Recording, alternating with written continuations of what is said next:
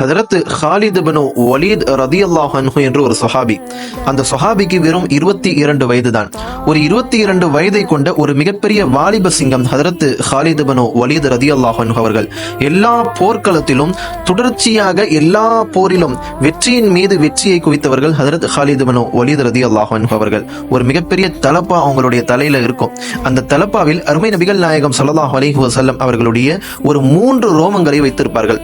அந்த 3 ரோமங்களை வைத்த அந்த தலப்பாவை கொண்டு அல்லாமல் அவர்கள் எந்த போர்க்களத்திலும் கலந்து கொண்டது கிடையாது. அந்த 3 ரோமங்கள் இருக்கும் காலமெல்லாம் அவர்கள் எந்த போர்க்களத்திலும் தோற்றதும் கிடையாது.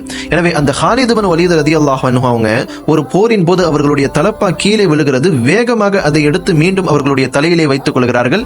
அவர்கள் சஹாபாக்களிடம் சொன்ன காரணமும் இதுதான்.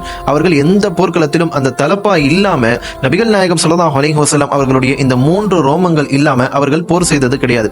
அந்த ஹாலித் இப்னு வலீத் ரலியல்லாஹு அன்ஹு அவர்கள் மரணிக்கிற போது சொல்லுகிறார்கள், அந்த 3 ரோமங்களில் 2 ரோமங்களை நீங்கள் என்னுடைய 2 கண்களுக்கு மேல் வைக்க வேண்டும், ஒரு ரோமத்தை நீங்கள் என்னுடைய நாவிலே வைக்க வேண்டும், அதற்கு பின்னால் தான் நீங்கள் என்னை அடக்க வேண்டும் என்பது ஹதரத் ஹாலித் இப்னு வலீத் ரலியல்லாஹு அன்ஹு அவர்களுடைய வசியத்.